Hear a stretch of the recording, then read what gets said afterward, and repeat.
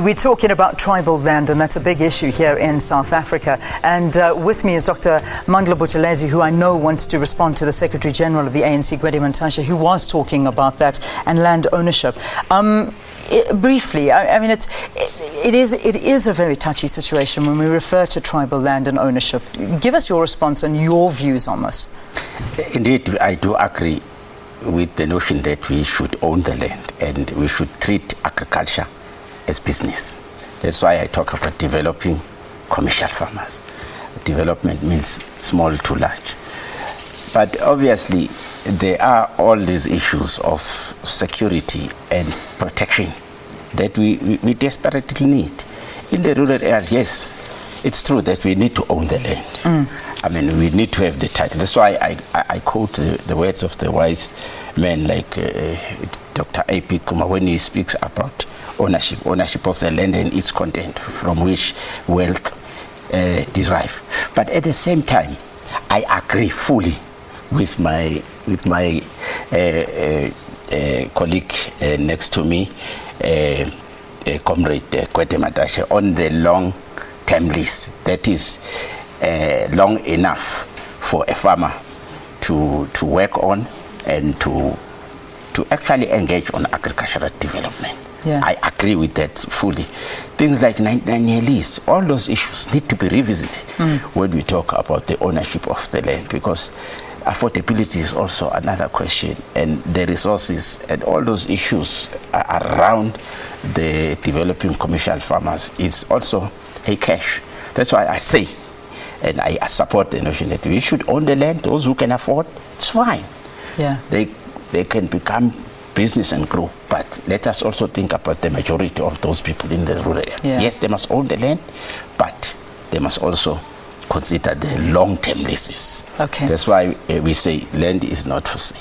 It should not. Let's bring AgriSA into this. Now, when you visit your website, on the website it says, a diverse grouping of individual farmers regardless of gender, colour or creed.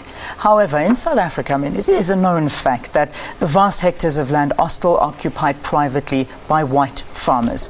How can farming become more representative?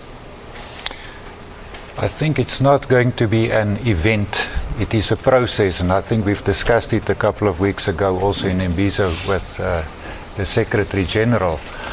I think it's accepted that sustainability one of the issues that will determine it is also participation and inclusiveness.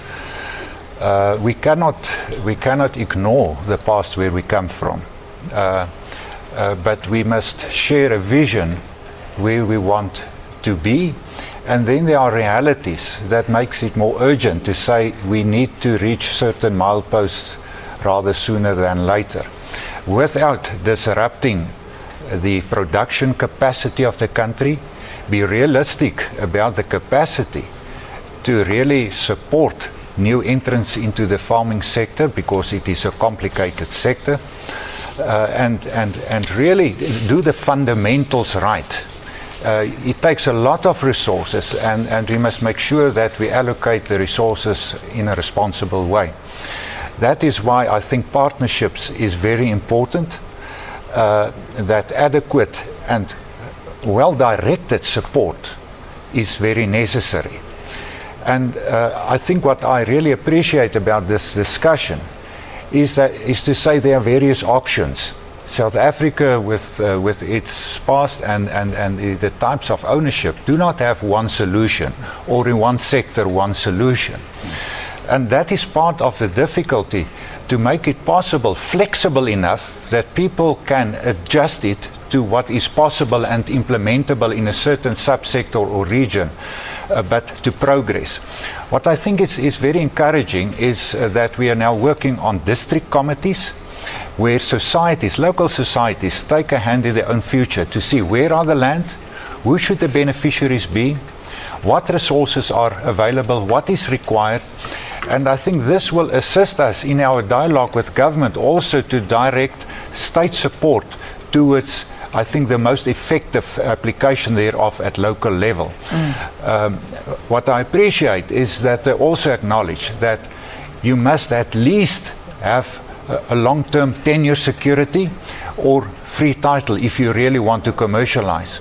But we shouldn't forget farmers in the homeland areas, in the communally owned areas. There are excellent resources, there are excellent material, human material available, and we should also look on how to grow agriculture in those areas. Okay. Gwede? See, the concept of district committees is important because it must assist in identification of beneficiaries. If you are in a communal land, you are doing relatively well. Let me put a low figure and say, from a communal land, you have 60 cattle and 200 sheep. That shows two things: commitment, passion, and ability. Those are the beneficiaries who must be identified and be given proper farms and be assisted. Government has a number of programs that should help those farmers, but many of those programs don't get used properly because they sometimes bottleneck in the bureaucracy. Find out they are given a recapitalization, for example. If you are a citrus fruit farmer, I like to make this example in Beaufort West, in Fort Beaufort. You can't be given the first tranche of your recapitalization this year, and you are told it's for land preparation. But the second tranche comes next year for planting. It is not going to work because by the time you get the second tranche for planting, you need to prepare the land again. So government officials must begin to be educated to understand that tranches must come close to each other. Land preparation, monitor is finished, you immediately release the tranche for planting trees. So if we can get our systems going, we'll do much better, and those communal farmers will graduate systematically, slowly into commercial farmers. And my own view is that let's assist them, let's allow them, let's identify beneficiaries there. Don't try to create farmers. Identify farmers because people must have passion and love for what they do. Otherwise, you won't succeed in agriculture. All right. I'm going to take a quick break, and then I want to look at Twitter as well, and I want to go to Aninka in Cape Town. There's one from Shonra saying, when Indians came to South Africa, they were given land for their labor, but till this day, we see that most Indians don't have land. This is one of those issues that we need to talk about as well, and other things as well.